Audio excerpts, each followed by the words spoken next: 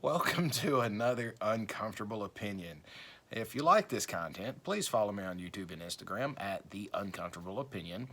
Like, share, subscribe. Please comment below. I like to hear from everybody, and I'll do my best to comment back, and I'll keep it respectful.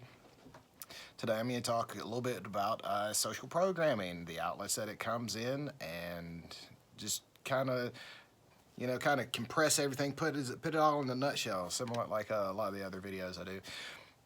But social programming, it hits us in a lot of different ways, mainly through the TV, and specifically through movies, TV shows, music, and above all, the public school system.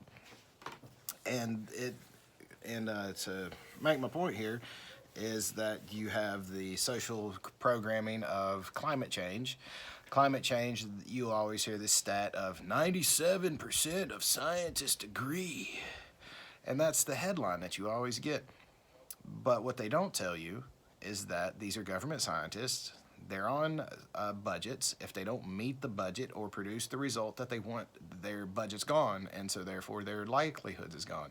And if you think people won't fudge answers or things like that, make sure that they're still going to get a paycheck, well, then you're sorely mistaken, because it happens a lot in the military too.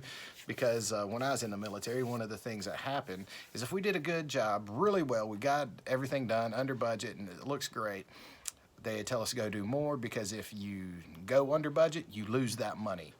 If you produced a result that didn't meet their standards or what they wanted, you lose that money. And the same thing's going to happen in that field as well, but that's largely overlooked. Not to mention that there's other factors that are overlooked with the climate change, because you have, they want to say that's just everyday emissions, and when that's not going to affect the climate, yet it's overlooked that there are over 100 years of patents of weather manipulation on file at the U.S. Patent Office. That's something that, please look into. It'll really blow your mind about how long this stuff's been going on. And that's not even all the information. That's just what they've released to the public. Another social agenda that we have is the alphabet groups. I'm not sure if that's something they try to knock down the video for, is mentioning that. But it's largely, it's being pushed really, really hard nowadays. And if you have any, I'd guess say, push back to it where you don't agree with it, then all of a sudden you're some sort of bigot, or you're hating, or you're a phobic. Excuse me. And what's interesting about the word phobic is an irrational fear. And it's funny that things that you disagree with, you're called a phobic on, saying you have an irrational fear, when it's just a disagreement with the agenda that's being pushed in it. Kind of like the whole drag queen story hour as an example. If you feel personally you don't agree with drag queens reading to children, then you're transphobic, and it's saying you have an irrational fear of trans people, and that's not it. What it is people are not wanting to subjugate their children to this agenda, and then the people who are wanting to stay trendy and what have you are wanting to seem like they fit in and kind of do a virtue signaling thing of saying, well, I'm not bigoted, so I'm going to subjugate my children to this. And reality, that's what confuses people more. I also saw this as some sort of professor trying to say that that children can show signs of trans early on, that you just got to read the signs, and that her colleague used to tear bows out of her hair, and so that made her trans as a child, and she had transitioned to a like male like later on in life, when instead of the obvious, maybe the child just didn't like bows in their hair. There's other simple answers, but and that's kind of a whole can of worms in itself. But that agenda is being pushed from our TV shows, movies, even in comic books now it's being pushed really hard, and in the public school system, and it goes down to sex education earlier and earlier, and then they start teaching perversions, which that's, again, with children, there's no reason for that to be taught at all, because I'd say up until early teens, it's all plumbing anyways. You know, it's so this is, again, these are agendas that are being pushed. Other agendas that are being pushed through these outlets are evolution. And there's people, again, this is an uncomfortable topic for a lot of people because all they've ever been taught is evolution. They've never had any deeper experience into it. They don't ask questions about it. It just is, you know.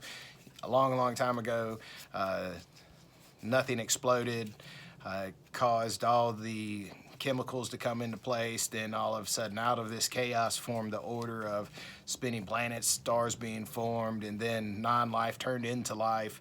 And then that life decided to split into sexes, and then after it turned into sexes, it turned into all these different creatures. And then it's kind of ludicrous, but the reason that it's done is for a couple reasons. One, it supports the ball earth claim. Two, it also supports that anything that religions teach is false because they have their theory of evolution.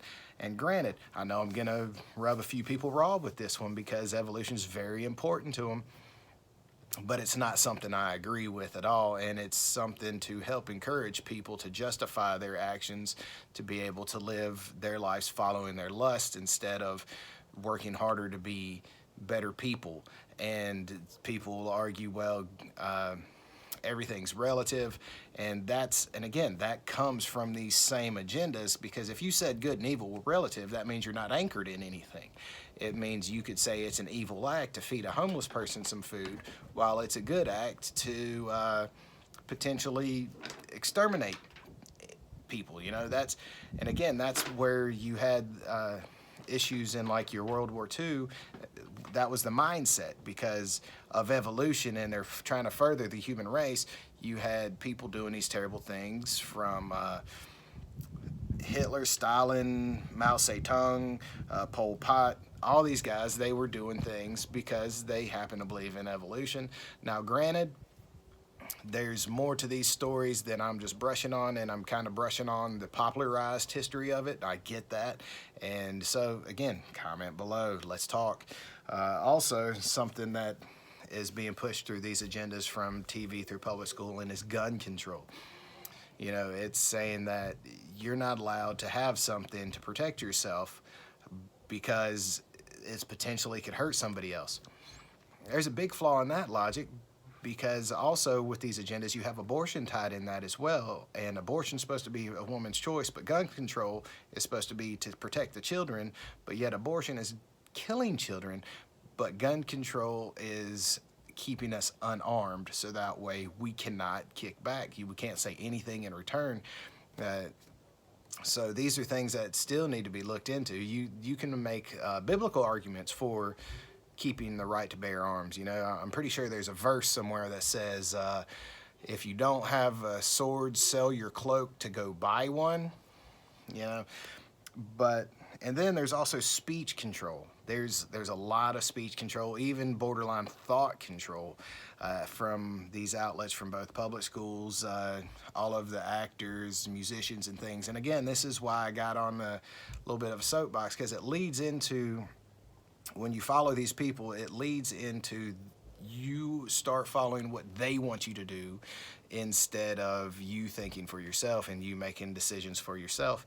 And the speech control is really big, because at first it starts off with something as simple as, well, you can't say that word because it's offensive to somebody else. You know, I grew up in an age where we had insult competitions, and the more vulgar and ridiculous, the better, and the bigger insults till somebody quit or got mad, you know. Sometimes it led to, you know, like junior high fights and stuff, but, you know, it's never anything severe. But now people are so pampered that even the slightest things to where they become offensive. Like, seriously, out in Seattle, there was a while back, they can't bring brown bags for lunch because that's considered racist. And again, this is how ludicrous it's getting in speech control and things, because it starts out simple enough, but then it always turns into a slippery slope, and it's all about control. And this is what the social agendas really are doing. It's all about controlling you on what you can and can't do, both in your actions, in your speech, and even in your thought process. So this is why it's important to start recognizing these things and kicking back against these in ways that are healthy. And what I mean by that is getting involved in your local elections, getting involved in your PTA boards, getting involved with your school boards, your county councils, and things like that. So that way we can help restore things to a more decent level, because there's a whole level of disrespect and things that are going on right now to everybody, not only on the internet, but in person, that people don't know how to interact anymore because of all of these agendas that have been pushed and that are continue to push, and it kind of solidifies and hardens. And this is how we break the mold, is by first admitting there's a problem with them, because there's a big problem with them. And until we are able to voice against it and realize that just because I have a different opinion from whatever it may be, it doesn't mean that you can't have your opinion. It doesn't mean that I'm more right and you're wrong or anything like that, but it means is we have a difference of opinion, and we should be allowed as people to come together instead of polarized as people. So I'm just gonna go ahead and tie it off here. Hopefully you'll comment below. If you like this video, please like, share, and subscribe. But also in the comments, I wanna ask a favor of everybody, is if you can give me an idea of when y'all would like to see live streams, if you want to see live streams. And I saw a really interesting video from a person named Jersey Shine on Instagram today, so check them out. It's all about mind control. It's really wild stuff. It'll blow your mind. But other than that, everybody try to be better than what you were the day before. Treat all amount of information like rat poison, 99% good food, 1% poison, and try to identify the poison and keep learning, keep researching, keep being better. God be with all of you. Peace. Until next time, this is The Uncomfortable Opinion. Like, share, and subscribe.